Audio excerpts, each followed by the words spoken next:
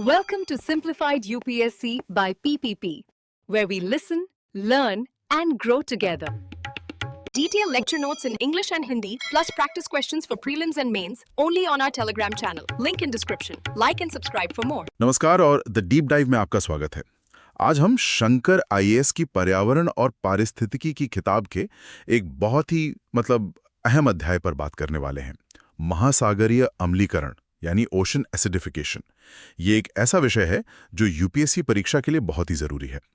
इस गहरी पड़ताल को शुरू करने से पहले एक छोटी सी अपील। अगर आपको हमारा काम पसंद आता है और आप चाहते हैं कि हम आपके लिए ऐसा उपयोगी कंटेंट लाते रहें, तो प्लीज हमारे यूट्यूब चैनल को सब्सक्राइब करें और हमारी पेड मेंबरशिप ज्वाइन करके हमें सपोर्ट करें। आपका छोटा सा सहयोग हमें बहुत मदद करता है। तो चलिए शुरू करते हैं। हमारे पास शंकर आईएएस की किताब के अंश है और हम ये समझने की कोशिश करेंगे कि ये महासागरीय अम्लीकरण आखिर है क्या। ये शब्द सुनने में इतना बिल्कुल सरल शब्दों में अगर समझें तो जो वायुमंडल में कार्बन डाइऑक्साइड यानी CO2 की मात्रा बढ़ रही है फैक्ट्रीज और गाड़ियों से। हाँ बिल्कुल, उसका लगभग 1/3 हिस्सा हमारे महासागर सोख लेते हैं। अच्छा। और जब CO2 पानी में घुलती है तो वो एक एसिड बनाती है, carbonic acid H2CO3। Carbonic acid. हाँ, यहाँ सबसे दिलचस्प बात यह है कि ये कार्बोनिक एसिड आगे हाइड्रोजन आयनों मतलब H+ आयन्स और बाइकार्बोनेट आयनों में टूट जाता है। ओके। और पानी में इन हाइड्रोजन आयनों की बढ़ती मात्रा ही पानी को और ज्यादा अम्लीय बना देती है। मतलब उसका पीएच लेवल कम कर देती है। एग्जैक्टली, उसका पीएच कम हो जाता है। अच्छा, तो ये वायु प्रदूषण का एक सीधा सीधा नतीजा है जो समुद्र के पूरे रसायन को ही बदल रहा है। मैंने कहीं पढ़ा था कि इसे समुद्र का ऑस्टियोपोरोसिस भी कह सकते हैं। क्या ये सही है? ये एक बहुत ही अच्छी उपमा है, बिल्कुल कह सकते हैं। इसका सबसे बड़ा असर उन समुद्री जीवों पर पड़ता है जो कैल्शियम कार्बोनेट CaCO3 से अपने कवच या कंकाल बनाते हैं। जैसे प्रवाल मतलब कोरल्स, शंख वाले जीव शेलफिश और यहाँ तक कि प्लवक यानी प्लैंकटन के भी कुछ प्रकार। अच्छा। जब पानी ज्यादा अम्लीय हो जाता है तो उसमें कार्बोनेट आयनों की कमी हो जाती है।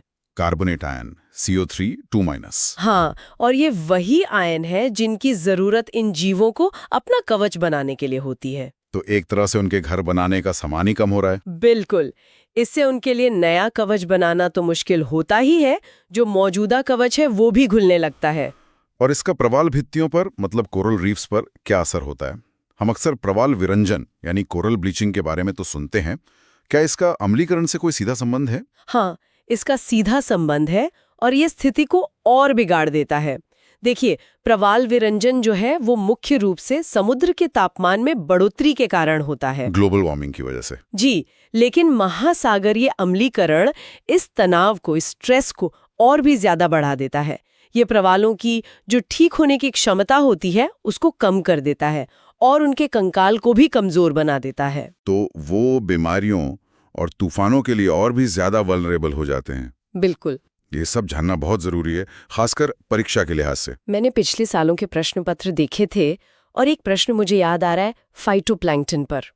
सवाल कुछ ऐसा था कि यदि किसी महासागर का पादप प्लवक किसी कारण से पूरी तरह नष्ट हो जाए तो इसका क्या प्रभाव होगा? ये एक बेहतरीन सवाल है और ये इस विषय से सीधे तौर पर जुड़ता है। फाइटोप्लैंक्टन, जैसा कि हम जानते हैं, समुद्री खाद्य श्रृंखला का आधार हैं, फाउंडेशन। हाँ बिल्कुल। अम्लीकरण सीधे तौर पर कुछ कैल्सीफाइंग फाइटोप्लैंक्टन जैसे कोकोलिथोफोर्स को प्रभावित करता है। इससे उनकी संख्या कम हो सकती है। और अगर फाइटोप्लैंक्टन नष्ट हो जाते हैं तो दो बहुत बड़े प्रभाव होंगे। पहला, महासागर की कार्बन सोखने की जो क्षमता है, एक कार्बन सिंक के तौर पर, उस पर बहुत बुरा असर पड़ेगा, क्योंकि वो प्रकाश संश्लेषण से CO2 सोखते हैं। हाँ, भारी मात्रा में।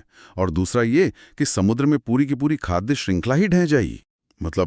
छोटी मछलियों से लेकर बड़ी व्हेल तक सब प्रत्यक्ष या अप्रत्यक्ष रूप से उन्हीं पर निर्भर है। तो इसका मतलब ये हुआ कि यूपीएससी सीधे महासागरीय अम्लीकरण शब्द का इस्तेमाल किए बिना भी इसके जो प्रभाव हैं उन पर आधारित सवाल पूछ सकता है। बिल्कुल, और इसीलिए महासागरीय अम्लीकरण को अक्सर जलवायु परिवर्तन का दूसरा CO2 संकट या द अदर CO2 प्रॉब्लम भी कहा जाता है। The other CO2 problem. जी, हम ग्लोबल वार्मिंग पर तो ध्यान केंद्रित करते हैं, लेकिन समुद्र के रसायन में ये जो बदलाव हो रहा है ये उतना ही खतरनाक है, शायद उससे भी ज्यादा, क्योंकि ये लगभग अपरिवर्तनीय है। मतलब इरिवर्सिबल है। इरिवर्सिबल, ये तो बहुत गंभीर बात है। हाँ, एक बार समुद्र का रसायन बदल गया तो उसे वापस आने में हजारों साल लग सकते हैं। तो अगर समाधान की बात करें, इसका एकमात्र स्थायी समाधान क्या है? इसका एकमात्र स्थायी समाधान है वायुमंडल में CO2 उत्सर्जन को कम करना। मतलब समस्या की जड़ पर ही वार करना होगा। बिल्कुल। इसके लिए हमें जीवाश्म ईंधन मतलब फॉसिल फ्यूल्स पर निर्भरता कम करनी होगी और नवीकरणीय ऊर्जा रिन्यूएबल एनर्जी जैसे स्रोतों को अपनाना होगा। और भारत के जो कार्यक्रम हैं, जैसे national action plan on climate change या NAPCC, क्या उनमें इस पर कोई ध्यान दिया गया है? सीधे तौर पर महासागरीय अम्लीकरण के लिए कोई अलग से मिशन नहीं है। अच्छा। लेकिन जो मिशन ऊर्जा दक्षता, सौर ऊर्जा और सस्टेनेबल इकोसिस्टम पर केंद्रित हैं, जैसे हिमालयी और तटीय क्षेत्रों के लिए। हाँ, वो अप्रत्यक्ष रूप से CO2 उत्सर्जन को कम करने में मदद करते हैं, जो इस समस्या की जड़ है। तो आज की इस पूरी चर्चा का सार अगर निकालें तो यह है कि महासागरीय अम्लीकरण एक गंभीर और बढ़ती हुई पर्यावरणीय समस्या है। यह समुद्र के रसायन को, समुद्री जीवन को, खासकर कवच वाले जीवों को और पूरी खाद्य श्रृंखला को प्रभावित कर रहा है। UPSC के अभ्यर्थियों के लिए जो मुख्य बातें हैं, मेरे हिसाब से वो हैं इसकी मूल रासायनिक प्रक्रिया। हाँ, वो CO2 से कार्बोनिक एसिड बनने वाली प्रक्रिया। बिल्कुल। फिर प्रवालों और फाइटोप्लैंक्टन पर इसका असर और जलवायु परिवर्तन के साथ इसका जो गहरा संबंध है, वो समझना जरूरी है। आपने बिल्कुल सही सारांश दिया। और अंत में विचार करने के लिए एक बात छोड़ जाती हूँ। हम अक्सर जलवायु परिवर्तन के उन प्रभावों पर ध्यान देते हैं जो हमें दिखाई देते हैं, जैसे ग्लेशियरों का पिघलना या मौसम में बदलाव। हाँ, जो सामने दिख रहा है। पर क्या हो अगर सबसे स्थायी और गंभीर क्षति चुपचाप, अदृश्य रूप से हमारे महासागरों के रसायन में हो रही हो? एक अदृश्य संकट। एक ऐसा संकट जिसके परिणाम शायद तब भी महसूस होंगे जब सतह पर सब कुछ ठीक हो चुका होगा। इस गहरे विचार के साथ हम आज की चर्चा समाप्त करते हैं। हमें उम्मीद है कि ये आपके लिए उपयोगी रही होगी। और एक बार फिर याद दिलाना चाहेंगे, अगर आप हमारे इस प्रयास का समर्थन करना चाहते हैं तो कृपया हमारे YouTube चैनल को सब्सक्राइब करें और हमारी मेंबरशिप ज्वाइन करें। धन्यवाद। Thanks for watching. Follow us on Telegram and Instagram. Don't forget to like, share, and subscribe.